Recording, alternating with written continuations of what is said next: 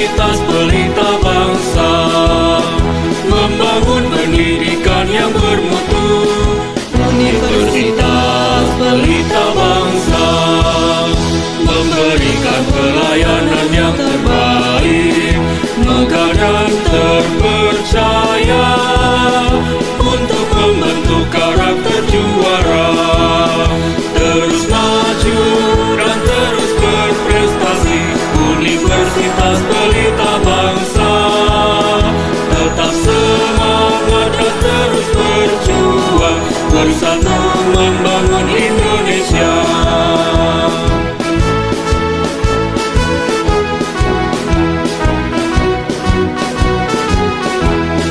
Universitas Pelita Bangsa, memberikan pelayanan yang terbaik, megah dan terpercaya, untuk membentuk karakter juara. Terus maju dan terus berprestasi. Universitas Pelita Bangsa, tetap semangat dan terus berjuang, bersatu membangun Indonesia, bersatu membangun Indonesia.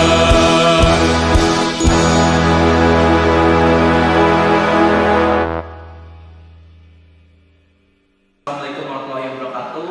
Perkenalkan, kami mahasiswa program studi hukum Fakultas Ilmu Pendidikan dan Humaniora Universitas Pelita Bangsa, dan kami akan mempresentasikan terkait arbitrase NKPD kelompok 5. Saya sendiri Rizky Lazwaki, dan juga rekan saya Kari Cahyana, dan juga rekan saya Siti Pani. Oke, selamat menyaksikan. Baik, untuk materi pertama akan saya sampaikan yaitu tentang kode etik arbiter dan pengertian arbiter. Dalam pasal 1 angka 7, pengertian arbiter adalah seseorang atau lembaga atau lebih yang ditunjuk oleh seseorang yang sedang berperkara untuk menyelesaikan sengketa atau perkara di luar pengadilan. Jadi secara umum pengertian arbiter adalah seseorang yang berperan sebagai pemberi putusan mengenai sengketa yang sedang mengenai seseorang yang sedang bersengketa yang diselesaikan melalui proses arbitrase atau proses di luar pengadilan. Baik, untuk yang berikutnya yaitu mengenai sifat-sifat arbiter. Nah, berdasarkan peraturan BANI atau Badan Arbitrase Nasional Indonesia, kode etik dan pedoman tingkah laku seorang arbiter itu disebutkan bahwa sifat-sifat, sikap dan tingkah laku, kewajiban dan larangan bagi arbiter, yakni sifat-sifat arbiter, yakni salah satunya itu yang pertama, A. Memiliki keyakinan dan ketakwaan kepada Tuhan Yang Maha Esa. Kemudian sesuai dengan agama dan kepercayaannya masing-masing menurut dasar kemanusiaan yang adil dan beradab berdasarkan Pancasila dan Undang-Undang 1945. Kemudian yang kedua yaitu jujur, memiliki integritas yang tinggi, rasa adil, dan memiliki rasa kepatuhan. Kemudian yang ketiga yaitu berbudi luhur dan berkelakuan tidak tercela. Kemudian yang keempat yaitu profesional dan memiliki kredibilitas dalam bidangnya. Kemudian berikutnya yaitu bijaksana dan berwibawa. Baik, untuk yang berikutnya ya ini mengenai sikap arbiter. Yang tadi itu sifat-sifat dan sekarang sikap arbiter ya. Sikap dan tingkah laku setiap arbiter yakni sebagai berikut, yaitu A. Dalam saat sebelum pemeriksaan membuat sebuah pengungkapan secara tertulis dan disampaikan kepada para pihak dan arbiter lainnya perihal fakta atau keadaan yang mungkin akan menimbulkan suatu keraguan. Kemudian dalam pemeriksaan dan persidangan, yakni yang pertama selalu mentaati peraturan prosedur BANI, yakni Badan Arbitrase Nasional Indonesia, perundang-undangan dan asas-asas arbitrase yang baik. Kemudian yang kedua, tidak boleh memihak, bersipati ataupun antipati kepada para pihak yang sedang berperkara. Kemudian yang ketiga yaitu harus bersifat sopan, tegas, bijaksana dan dalam persidangan. Kemudian yang keempat, selalu berpenampilan rapi menjaga kewibawaan serta keimanan di dalam persidangan. Dan yang kelima yaitu bersungguh-sungguh dalam mencari kebenaran dan keadilan. Oke, selanjutnya saya akan melanjutkan dari penjelasan Mas Ferry. Lalu selanjutnya di sini ada C, setelah penyampaian dan pendapatan susah. Nah, itu tidak diperbolehkan bersimpati atau menerima simpati atau bahkan bersikap antipati terhadap pada pihak yang berperkara. Lalu yang D, terhadap sesama rekan ya, saling bekerja sama, menghargai antara sesama rekan dan juga memberikan loyalitas kepada korps arbiternya, lalu menjaga nama baik dan martabat rekan-rekan. Lalu kemudian selanjutnya itu terhadap masyarakat, sikap arbiter itu selanjutnya menghormati dan menghargai orang lain, tidak boleh tidak menghargai orang lain ya, jadi saling menghargai.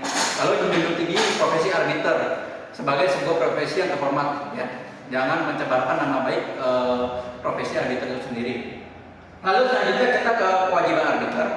Yang pertama itu adalah mendengarkan dan memperlakukan kedua belah pihak yang berperkara secara berimbang dan dengan tidak memihak atau imparsial.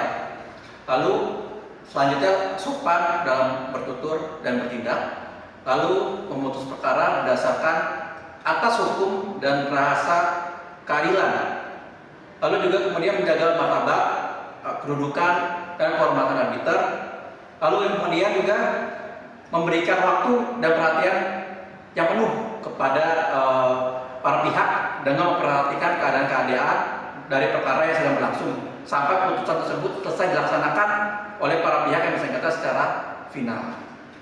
Baik, selanjutnya saya akan melanjutkan dari rekan saya, Bang Rizky, yaitu di sini ada larangan bagi arbiter. Larangan yang pertama adalah melakukan kolusi dengan siapapun yang berkaitan dengan perkara yang akan, sedang, dan yang selesai ditangani. Yang kedua, menerima suatu pemberian atau janji dari pihak-pihak yang berperkara.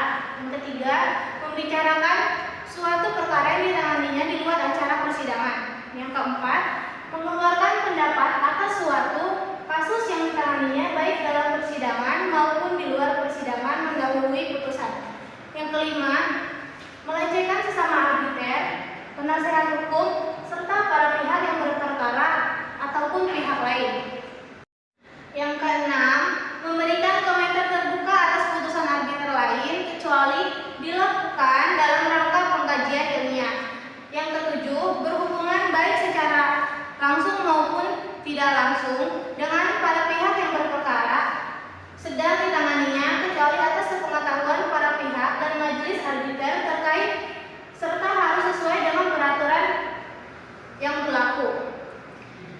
Yang kedelapan, bertindak sebagai arbiter dan advokat atau konsultan hukum dalam jangka waktu yang bersamaan. Kesembilan, yaitu meminta maupun menerima pemberian atau fasilitas atau apapun dari para pihak yang berperkara sedang ditanganinya baik sebelum persidangan, selama dan sesudah persidangan. Sekian presentasi dari kelompok kami. Apabila ada kekurangan atau kekeliruan, mohon maaf, dan terima kasih juga kepada dosen pengampu Ibu Ayu yang sudah memberikan tugas ini. Semoga dapat bermanfaat bagi kami dan juga bagi penonton semuanya. Oke, ya. Assalamualaikum warahmatullahi wabarakatuh.